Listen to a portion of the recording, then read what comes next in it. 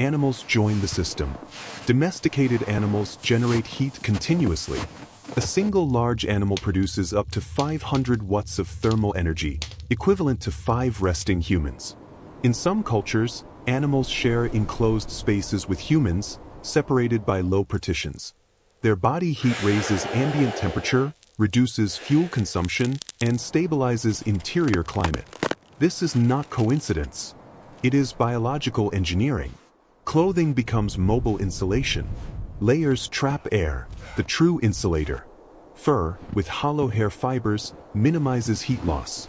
Double-layered garments create thermal barriers similar to modern winter gear. Skin boots lined with dry grass prevent conductive heat loss to frozen ground. Even small details matter. A single exposed wrist can drain warmth rapidly. Daily life becomes structured around energy conservation. Morning begins with rekindling fire from preserved embers. Igniting a new flame consumes precious fuel and effort, so coals are buried in ash overnight, preserving heat for hours. Water is melted slowly from snow, requiring approximately 334 kilojoules per kilogram to transition from ice to liquid. Every pot of water is an energy investment. Cooking increases caloric absorption. Raw food requires more metabolic energy to digest. Warm meals reduce internal heat loss. Fat-rich diets dominate. Animal fat provides over twice the energy per gram compared to carbohydrates. Calories become thermal currency. Ventilation continues silently. Oxygen must remain above 19%. Carbon dioxide must stay below dangerous thresholds. Small vents, sometimes blocked with snow plugs, are adjusted daily depending on wind, temperature, and fire intensity. This constant tuning transforms shelter into a living system requiring management. Even light plays a role. Firelight reflects from earthen walls, reducing psychological strain of darkness. Long winters compress time, blur days, test endurance. Warmth is not only physical, it is emotional. The glow of fire signals safety, stability, continuation of life. Waste heat is never ignored. Heated stones warm sleeping areas. Warm air pockets are trapped using low ceilings. Entry tunnels curve to prevent direct heat escape. Some shelters include double-door systems, primitive airlocks, to reduce thermal shock when entering or leaving. Efficiency improves survival probability. Moisture control emerges as another challenge. Wet air accelerates heat loss through evaporation. Ice formation inside shelters indicates poor ventilation or excess humidity. Dry environments feel warmer even at lower temperatures. Ancient builders adjust fire intensity, airflow, and insulation to manage internal climate, balancing warmth and dryness. Food storage also follows engineering logic. Frozen ground becomes natural refrigeration, preserving meat for months. Elevated racks prevent scavenger access. Snow pits maintain stable temperatures. Fermentation and drying reduce spoilage, extending survival beyond immediate hunting success. Everything connects: fire, fuel, clothing, animals, airflow, food. The shelter is no longer just protection. It is a coordinated survival system operating continuously through the longest nights of winter. Outside, storms rage, temperatures fall, wind howls across frozen land. Inside, controlled fire, stored energy, layered insulation, and human ingenuity maintain a fragile pocket of warmth. Life persists not by chance, but by design. Winter isolates. Snow buries pathways. Rivers freeze. Hunting becomes uncertain. Days shrink to pale blue twilight. Weeks pass with minimal sunlight. In this suspended world, survival shifts from physical to psychological. The shelter, once a machine of heat, becomes a center of human connection. Close quarters demand cooperation. Conflict wastes energy, fractures unity, threatens survival. Social structures emerge, not as ideology, but as necessity. Roles are defined. Some gather fuel. Some prepare food. Some maintain fire. Knowledge is shared, not owned. Collective survival outweighs individual strength.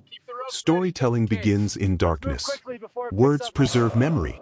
Oral traditions encode survival strategies, how to build shelters, predict storms, track animals, preserve fuel.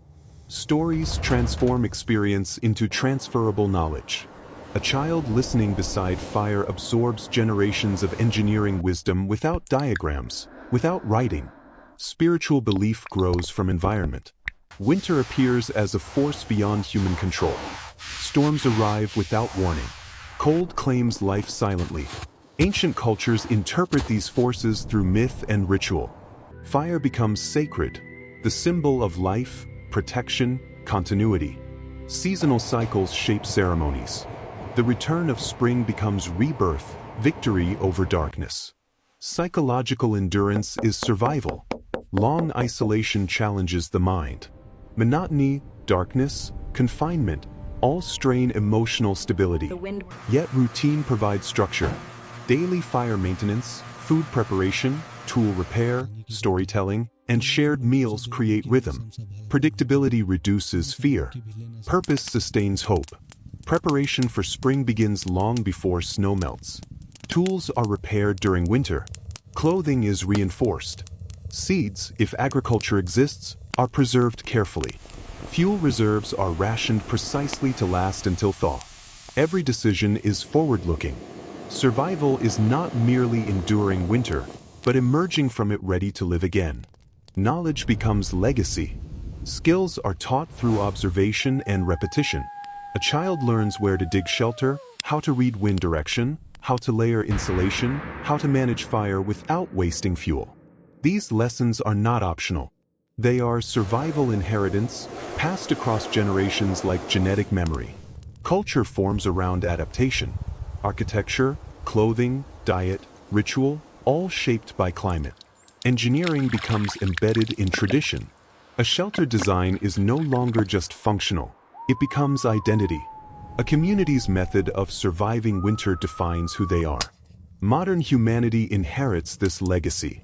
Today, insulated homes, heating systems, thermal clothing, ventilation engineering, all echo ancient innovations.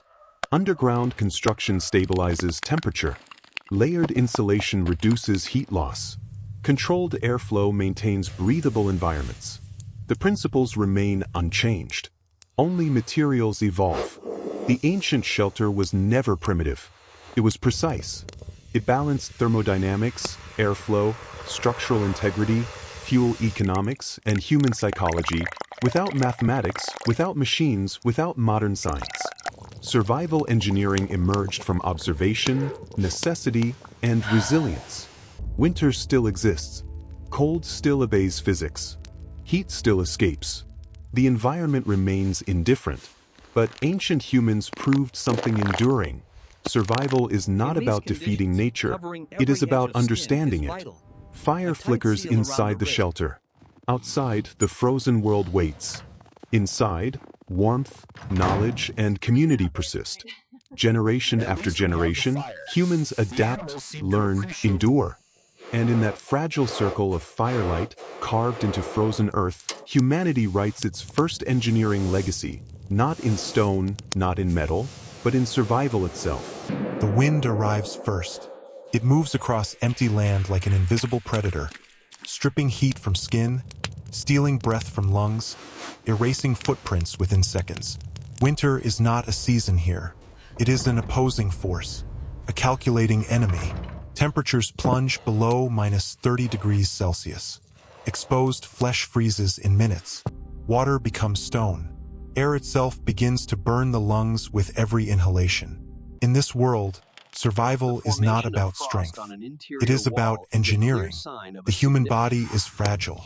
Core temperature must remain near 37 degrees Celsius. A drop of just 5 degrees leads to hypothermia. At 28 degrees Celsius, the heart begins to fail. Heat escapes constantly through radiation, conduction, convection, and evaporation. In freezing wind, the body loses heat up to 25 times faster than in still air. Without protection, survival time can be less than 2 hours. Ancient humans understand this without equations, without thermodynamics, without instruments. They feel it in their bones. They read it in the frost forming on eyelashes, in the stiffness of fingers, in the silence of frozen forests. The environment teaches through consequence. Shelter becomes the first machine of survival. The open landscape offers no mercy, no natural insulation, no barrier against wind, no thermal stability. Snow reflects sunlight but traps cold. Frozen ground draws heat away from the body through conduction, functioning like a vast heat sink. To sleep exposed is to surrender warmth directly into the earth. So humans begin to dig. The underground is different. Just 1 meter below the surface, temperature stabilizes dramatically. While surface air may fall to -30 degrees Celsius, the soil beneath remains near -5 degrees Celsius or warmer. Earth becomes insulation. Soil becomes protection. The planet itself becomes a shield. Early shelters are not random holes in the ground. They are calculated spaces shaped by observation. Narrow entrances minimize wind penetration. Lowered floors trap heavier cold air below sleeping level. Curved ceilings prevent structural collapse and distribute pressure from snow above. Every angle has purpose. Every form responds to physics. Heat behaves predictably. Warm air rises. Cold air sinks. Ancient builders use this law instinctively. Sleeping platforms are raised slightly above ground level, lifting bodies into warmer air layers. Entrances are positioned below main living space, creating natural cold traps. Even without fire, such shelters preserve precious body heat. Then comes insulation. Snow, paradoxically, becomes an ally. Packed snow contains up to 90% trapped air, making it an effective insulator. A snow wall 40 centimeters thick can reduce heat loss by more than half. Animal skins, dried grass, and moss are layered against walls, forming thermal barriers that slow conduction. Inside, temperatures rise from -30 degrees Celsius outside to near freezing, sometimes even above 5 degrees Celsius with human presence alone. The shelter is no longer a cave. It is a system. Wind, once a killer, is now redirected. Entrances face away from prevailing storms. Snowdrifts are shaped into protective ridges. Surrounding terrain is used as natural defense. Even small elevation changes matter. A hill reduces wind velocity. A depression traps warmer air. Survival begins with reading the land like a blueprint. Darkness arrives early in extreme winters. With reduced sunlight, radiant heat from the sun nearly disappears. Daytime warmth no longer replenishes lost energy. Humans must now generate and conserve heat independently. The shelter becomes more than protection. It becomes a thermal engine, storing warmth, reducing loss, stabilizing life. Inside, silence replaces chaos. Outside, the storm continues its assault. But underground, temperature fluctuates slowly. Wind cannot penetrate thick earth. Snow muffles sound. The human body rests, conserving calories, preserving energy for the next day's struggle. Yet danger remains. Carbon dioxide accumulates in enclosed spaces. Without airflow, oxygen drops below survivable levels. Early shelters incorporate small ventilation shafts, narrow openings angled to prevent wind entry but allow slow air exchange. It is primitive engineering, yet precise. Too much airflow steals heat. Too little suffocates life. Balance is survival. Construction evolves. Some shelters combine earth, snow, and stone. Stone walls store thermal energy during brief daylight, releasing it slowly at night. Snow roofs prevent heat escape upward. Internal partitions reduce empty volume, making spaces easier to warm. Smaller rooms require less energy to maintain survivable temperatures. The home becomes a machine built against entropy. Over time, humans recognize patterns. Locations with southern exposure receive slightly more sunlight. Valleys shield against wind but risk cold air pooling. Elevated ridges stay windswept but less frozen. Settlement decisions are no longer random. They are environmental calculations made without numbers. And beneath all of this lies a simple truth. Warmth equals life. A human generates roughly 100 watts of heat at rest, equivalent to a small light bulb. Inside an insulated shelter, A family of 5 produces enough thermal energy to raise interior temperature significantly. Bodies become heat sources. Presence becomes protection. Community becomes survival. The underground shelter, carved into frozen earth, lined with skins, shielded by snow, becomes humanity's first engineered response to extreme climate. Not a refuge, not a hiding place, a deliberate design shaped by physics, observation, and necessity. Outside, winter still rules the land. But inside, humans begin to bend nature just slightly toward survival. Fire begins as a spark, but becomes the heart of survival. Inside the shelter, darkness pulses against earthen walls. Temperature hovers near freezing. Without intervention, the human body burns calories simply to stay alive, up to 4,000 per day in extreme cold. Energy must be conserved. Heat must be controlled. Fire transforms the shelter from passive protection into an active thermal system. Yet fire is dangerous. Smoke suffocates. Heat escapes upward. Fuel is limited. Ancient humans do not simply burn wood, they engineer combustion. The hearth is placed at the center, slightly below living level. This positioning stabilizes heat distribution. Warm air rises, spreading evenly through the shelter. Stones are arranged around the fire to absorb thermal energy. These stones, heated to over 200 degrees Celsius, radiate warmth long after flames fade, functioning as primitive heat batteries. Ventilation becomes critical. A small smoke hole in the roof allows hot gases to escape, but its size is calculated by experience. Too large and heat vanishes into the sky.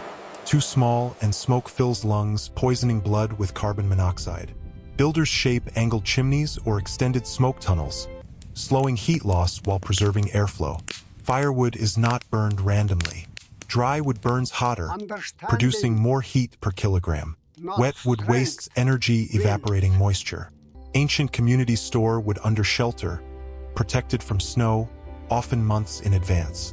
In some regions, dried animal dung becomes fuel, compact and efficient, burning slowly with consistent heat output. Fuel management becomes survival mathematics. A single night in minus 30 degrees Celsius may require 15 to 20 kilograms of wood. Over a 120-day winter, a family must gather more than 2 tons of fuel. Collection happens during brief warm seasons, stored in structured stacks to allow airflow and prevent rot. Every log represents future warmth. Every flame represents stored sunlight from months past.